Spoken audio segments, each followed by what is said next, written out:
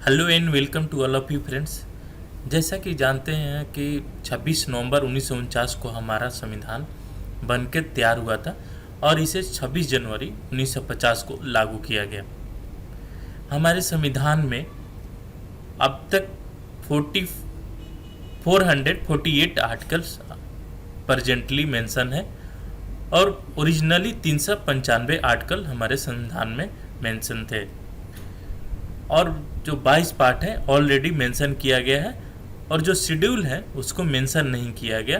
कारण ये था कि हमारे संविधान इतना लेंदी हो चुका था पहले ही, क्योंकि लेंदी होने के कारण था कि एक तो हिस्टोरिकल पर्सपेक्टिव इंडिया में ऐसा था, जो ब्रिटिश का कॉलोनियल रूल हुआ था उसका कुछ प्रभाव था। फिर से जो जोग्राफिकल डाइवर्सिटी ऑफ इंडिया था, क्योंकि बहुत बड़ा देश था तो बहुत सारे कल्चर थे, एथनिसिटीज थी, उन सबको प्रोविज़न के सबके राइट्स को भी लेना था, सबके लिए राइट्स का अलग प्रोविज़न लेना था। उनके कल्चर ट्रेडिशन जो भी करेक्टरिस्टिक्स थी, ये सभी चीज़ कॉन्स्टिट्यूशन में मेंशन करना था, इसलिए शेड्यूल को नहीं लिया गया।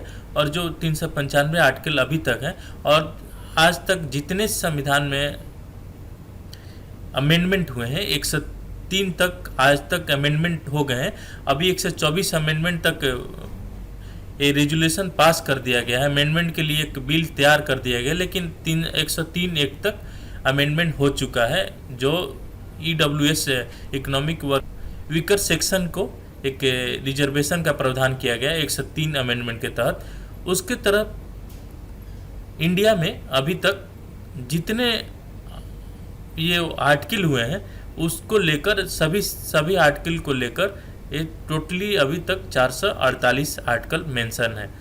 ये 448 आर्टिकल मेंशन होने के कारण है कि जो जैसे 86वां अमेंडमेंट हुआ था 2002 में 86 अमेंडमेंट, उसके तहत 21A आर्टिकल ऐड किया गया, राइट टू एजुकेशन था। उसी तरह ये जो शेड्यूल जो आर्टिकल थे कॉन्स्टिट्यूशन में, उससे 395 से 448 तक प्रेजेंट में हो गए। तो फ्रेंड्स, आज हम जो लेंदी जो कॉन्स्टिट्यूशन है, लेंदी होने का कारण क्या था? उस सभी कारण ये था कि हम जो कॉन्स्टिट्यूशन जो संविधान बना रहे थे, एक तो हमारा ब्रिटिश पे इफेक्ट था, कॉलोनियल इफेक्ट था, जो फ्रेंच में क्रांति हुई थी उससे भी कुछ लेना चाहते थे, USSR में जो सोशल प्रोविज़न था उससे भी लेना चाहते थे, जो हमारा स्टेट जो देश में शामिल हो रहे थे उससे भी प्रोविज़न ऑस्ट्रेलिया से लिस्ट लेना चाहते थे, कुछ फेडरल करेक्टर लेना चाहते थे ऑस्ट्रेलिया से भी, और जो डायरेक्टर प्रिंसिपल हम लेना चाहते थे आयरलैंड से। ये सब सारी प्रोविज़न हम लेकर जब संविधान बनाए तो हमारा लेंदी होने का कारण बन। तो जानते हैं फ्रेंड्स, कौन सा प्रोविज़न, कौन सा जो सोर्स है वो कौन से किस कॉन्स्टिट्यूशन देश के कॉन्स्टिट्यूशन से लिए गए हैं और क्या प्रोविज़न लिए गए हैं, वो सारी हम इस वीडियो में डिस्कस करने जा रहे हैं। चलिए स्टार्ट करते हैं फ्रेंड्स। जैसा कि जानते हैं कि हमारा ब्रिटिश का यहाँ कॉलोनियल रूल था, तो सर्वप्रथम हमारे कॉन्स्टिट्यूशन में बहुत सारे चीज़ें प्रोविज़न UK से लिया गया और उसमें जो प्रेसिडेंट होंगे नॉमिनल हेड बनाए जाएंगे, नाम मात्र के हेड रहेंगे। तो ये प्रोविज़न UK से, ब्रिटिश पार्लियामेंट से ही लिया गया था। और जो कैबिनेट सिस्टम का काउंसिल ऑफ मिनिस्टर होगा, कैबिनेट सिस्टम होगा मिनिस्टर का, ये भी ब्रिटेन से ही लिया गया था, यूनाइटेड किंगडम से ही लिया गया था। और जो पार्लियामेंट फॉर्म ऑफ गवर्नमेंट होगी ये भी UK से प्रोविज़न लिया गया था। और जो प्राइम मिनिस्टर का पोस्ट है वो सर्वप्रथम ब्रिटेन में ही लागू किया गया था, तो इसका भी प्रोविज़न इंडिया में UK से लिया गया था। बाइकैमरल पार्लियामेंट जो प्रोविज़न है, जो राज्यसभा और लोकसभा का दो भागों में डिवाइड किया गया, तो ये भी UK से लिया गया। और काउंसिल ऑफ मिनिस्टर होंगे, जो मंत्री का समूह होगा, उसका हेड है जो PM होंगे, ये भी प्रोविज़न यूनाइटेड किंगडम से लिया गया। जो स्पीकर का पोस्ट होगा, प्रोविज़न लोकसभा का स्पीकर होंगे, उसका हेड होती हैं लोकसभा का, चेयरमैन होती हैं, चेयर करती हैं, ये भी प्रोविज़न यूनाइटेड किंगडम से लिया गया। जो लेजिस्लेशन का प्रक्रिया है, संविधान बनाने की प्रक्रिया है, बिल कैसे पास होता है, प्रोविज़न कैसे लागू किया जाता है, कैसे सेलेक्ट कमेटी पर जाएगा, ये सारे प्रोविज़न यूनाइटेड किंगडम से लिया गया। सिटीजनशिप का प्रोविज़न है कि हमारा सिटीजनशिप सिंगल सिटीजनशिप है, नहीं कि US जैसा है, तो ये भी सिंगल सिटीजनशिप का कंसेप्ट यूनाइटेड किंगडम से लिया गया। जो हमारा राइट्स ख़त्म हो जाते हैं तो उसका रेमेडियल राइट की तरह आर्टिकल 32 की तरह आर्टिकल 32 के तहत सुप्रीम कोर्ट में जाने का अधिकार है, तो उसके तहत रीट जारी होता है, तो वो भी रीट्स का अधिकार देने का अधिकार जो सुप्रीम कोर्ट को जाता है, ये रीट्स का भी अधिकार यूनाइटेड किंगडम से ही लिया गया। रूल ऑफ लॉ होगी जो इक्वलिटी बिफोर लॉ, ये चीज़ें भी यूनाइटेड किंगडम से लिया गया। जो संविधान में रूल बना है उसी को फॉलो करना है, तो ये सारी प्रोविज़न यूनाइटेड किंगडम से लिया गया था। इक्वलिटी बिफोर लॉ ये यूनाइटेड किंगडम से लिया गया था। Equal protection of law US से लिया गया था। जो पॉजिटिव राइट है, इक्वलिटी ऑफ लॉ, सब इक्वल होंगे, तो ये यूके से लिया गया था। उसके बाद यूनाइटेड स्टेट्स का भी प्रभाव हमारे संविधान में देखने को मिलता है, उसके भी बहुत सारे प्रोविज़न हमने अपने कॉन्स्टिट्यूशन में मेंशन किया है। तो ये प्रियम्बल जो है, जो हमारे भारतीय संविधान का प्रारूप जो होगा, प्रीफेस होगा ऑफ द कॉन्स्टिट्यूशन, प्रियम्बल जिसको बोला जाता है, वो भी प्रोविज़न यूनाइटेड स्टेट्स से आया है।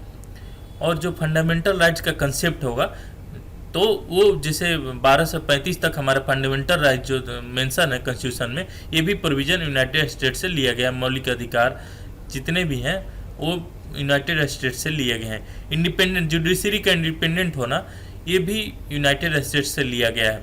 और जो जुडिशियल रिव्यू 32 के तहत आता है, ये जुडिशियल रिव्यू का प्रोविज़न है, यूनाइटेड स्टेट्स आता है। और रीट्स किसका है?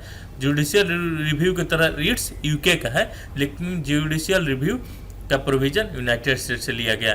प्रेसिडेंट को आर्टिकल 61 के तहत इम्पीच करते हैं, इम्पीचमेंट होता है संसदों के द्वारा, तो ये भी कंसेप्ट आता है यूनाइटेड स्टेट्स से। अभी जैसे ट्रम्प का इम्पीचमेंट का प्रोसेस हो, ये सारी चीज़ें हमने वहाँ से लिया गया है, यूएस से लिया है। और रिमूवल ऑफ जजेज होंगे, सुप्रीम कोर्ट जब से इंडिपेंडेंट जुडिशरी होगी, तो इंडिपेंडेंट तभी होगी जब जजेज भी उनका इंडिपेंडेंट। तो रिमूवल ऑफ जजेज का प्रोसेस है हाई कोर्ट और सुप्रीम कोर्ट का, जो मेजोरिटी ऑफ वोट से रिमूव किए जाते हैं, स्पेशल मेजोरिटी ऑफ वोट से। तो ये भी प्रोविज़न यूनाइटेड स्टेट्स से लिया गया। जो वाइस प्रेसिडेंट का फंक्शन होगा, ये भी यूनाइटेड स्टेट्स से लिया गया। तो प्रेसिडेंट और वाइस प्रेसिडेंट दोनों यूनाइटेड स्टेट्स से लिया गया है। अब प्राइम मिनिस्टर का कंसेप्ट है तो यूके से लिया गया है। और जो कनाडा से लिया गया, तो उससे फेडरल सिस्टम लिया गया। Federal system with a strong centre, जब स्ट्रॉन्ग होंगे तभी, जब यूनिटरी सिस्टम होगा या स्ट्रॉन्ग सिस्टम होगा तभी ये फेडरल सिस्टम जैसे होंगे, सभी स्टेट से मिलकर सेंटर बना है, लेकिन सेंटर ही स्ट्रॉन्ग है। तो ये सारी चीज़ें, सेंटर ही सारा काम करता है, तो ये सारी चीज़ें कनाडा से लिया गया है। और जो रेसिडुअरी पावर होंगे सेंटर में, जो काम करने की जो बच जाते हैं, किसी के मेंशन नहीं है किसी एक कार्य में, तो वो रेसिडुअरी पावर भी सेंटर को जाएगा, कनाडा से लिया गया है। और जो गवर्नर का अपॉइंटमेंट सेंटर के द्वारा होगा, ये भी कनाडा के कॉन्स्टिट्यूशन से लिया गया है। एडवाइजरी जुरिडिक्शन होता है, कनाडा से लिया गया है। सुप्रीम कोर्ट का इम्पीचमेंट तो यूएस से, लेकिन एडवाइजरी जुरिडिक्शन होगा, ये कनाडा से लिया गया है। कोऑपरेटिव फेडरलिज्म जो आएगा वो ऑस्ट्रेलिया से लिया गया है। देखेंगे federal system with strong centre Canada से लिया गया है, लेकिन कोऑपरेटिव फेडरलिज्म का कंसेप्ट आता है ऑस्ट्रेलिया से लिया गया है। Freedom of inter state trade, जो ट्रेड होता है, जीएसटी का मैटर हो, तो ये सारी चीज़ ऑस्ट्रेलिया से लिए गए हैं कि इंटर स्टेट ट्रेड कैसे बढ़ाया जा सकता है, कैसे एक दूसरे से देश में ट्रेड करेंगे, एक दूसरे से स्टेट में ट्रेड का प्रोविज़न भी इस ऑस्ट्रेलिया के कॉन्स्टिट्यूशन से लिया गया है। और ट्रेड एंड कॉमर्स का जो भी प्रोविज़न है वो भी ऑस्ट्रेलिया से लिया। जो कंकरेंट लिस्ट का सब्जेक्ट है कि जो स्टेट और सेंटर का जो प्रोविज़न है, वो कंकरेंट लिस्ट का प्रोविज़न है, वो ऑस्ट्रेलिया से लिया गया है। और जो ज्वाइंट सिटिंग ऑफ 2 हाउस होगा, वो भी पार्लियामेंट का, तो ये भी हमारे ऑस्ट्रेलिया से लिया गया है। हमारे कॉन्स्टिट्यूशन में ज्वाइंट सिटिंग का प्रोविज़न होगा, वो भी ऑस्ट्रेलिया से लिया गया, जिसका हेड स्पीकर होती है। और एक किसके कहने पर ज्वाइंट सिटिंग होता है, तो प्रेसिडेंट के कहने पर ज्वाइंट सिटिंग का प्रोविज़न। अब आयरलैंड से देखते हैं फ्रेंड्स कि कौन कौन से चीज़ आयरलैंड से लिया गया है। तो आयरलैंड से डीपीएसपी लिया गया है, डायरेक्टिव प्रिंसिपल 36 से 51 तक जो प्रोविज़न है उसको आयरलैंड से लिया गया है। डायरेक्टिव ये नॉन जस्टिएबल है, नॉन इन्फोर्सेबल है, नॉट लाइक फंडामेंटल राइट, मौलिक अधिकार के तहत नहीं है, इसको इन्फोर्स नहीं किया जा सकता है, इसको ज़बरदस्ती लागू नहीं किया जा सकता है, किसी स्टेट को ज़बरदस्ती नहीं लागू किया, तो ये डीपीएसपी में आता है। उसके बाद प्रेसिडेंट का इलेक्शन जो होगा, ये भी आयरलैंड से लिया गया। इलेक्शन का जो प्रोसेस होगा, ये आयरलैंड से लिया गया है। और जो नॉमिनेशन होगा राज्यसभा मेंबर का वो भी आयरलैंड से लिया गया है। तो 3 प्रोविजन, डेप्टी एसपी आयरलैंड से, प्रेसिडेंट का इलेक्शन जैसे होगा कि बैलेट जैसे सीक्रेट बैलेट से होगा, तो ये भी सारे आयरलैंड से लिया गया है।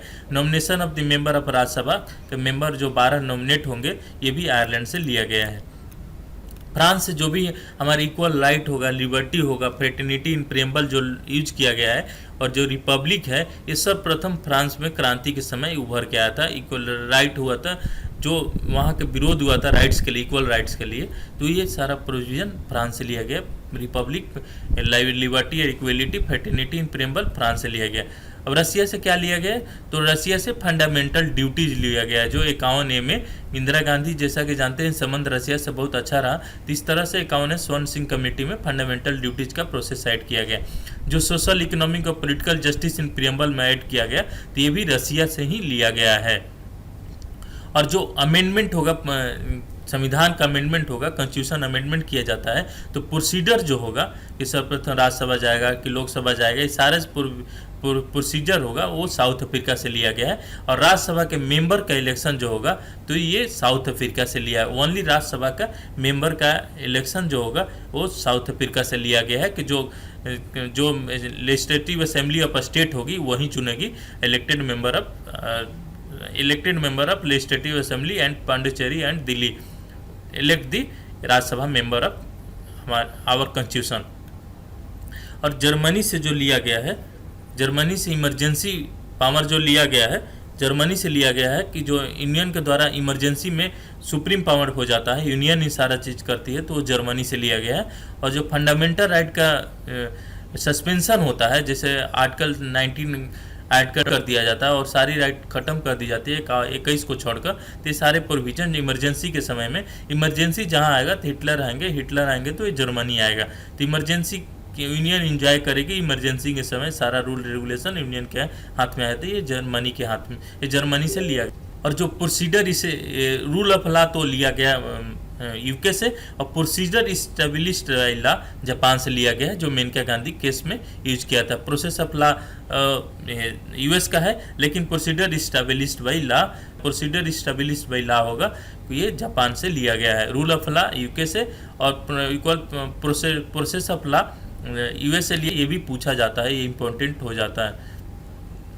और फेडरल स्कीम है, जो हमारे जो फेडरल स्कीम होंगे, जो सेंट्रल स्टेट के दोनों के होंगे, तो ये हमारे गवर्नमेंट ऑफ इंडिया एक्ट 1935 से लिया गया। हमारा जो मूलभूत संविधान है उसमें गवर्नमेंट ऑफ इंडिया एक्ट का ही मेन प्रोविजन लिया गया है।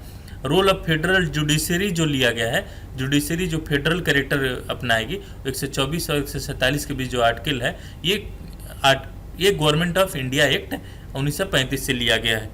जो ऑफिस ऑफ गवर्नर होंगे वो भी गवर्नमेंट ऑफ इंडिया एक्ट से लिए गए हैं। इमरजेंसी प्रोविजन जो आएंगे वो 1935 एक्ट से लिया गया है। इमरजेंसी जो जर्मनी में आता है, ये यूनियन के द्वारा इमरजेंसी के समय एंजॉय किए जाएंगे, लेकिन इमरजेंसी जो प्रोविजन लागू किए जाएंगे 352 के तहत, नेशनल इमरजेंसी या फाइनेंशियल इमरजेंसी, ये सारी प्रोविजन 1935 एक्ट के तहत ब्रिटिश समय में जो एक्ट पास हुआ था, ये संविधान का मूल पर तैयार इसी एक्ट के बाद हुआ था। पब्लिक सर्विस कमीशन का भी स्थापना इसी के बाद हुआ था, और इसी के तहत हमारे आर्टिकल जो 315 और 323 में मेंशन है, ये भी गवर्नमेंट ऑफ इंडिया एक्ट से ये प्रोविजन हमारे संविधान में लिए गए हैं। एडमिनिस्ट्रेशन डिटेल जो होगा, कैसे कार्य करनी है, कार्यशैली जो होगी, वो गवर्नमेंट ऑफ इंडिया एक्ट से 1935 से ली गई है। ऑफिस ऑफ गवर्नर किसके थ्रू आएंगे? 1935 एक्ट के थ्रू। बट इमरजेंसी प्रोविजन किसके थ्रू आएंगे? जो आर्टिकल आते हैं 352 से 60 के भी, ये गवर्नमेंट ऑफ इंडिया एक्ट के थ्रू आएंगे। तो आज हमने फ्रेंड्स जितने हमारे संविधान में स्रोत यूज किए हैं बहुत सारे देशों से, वो सभी को डिस्कस किया। तो थैंक यू फ्रेंड्स।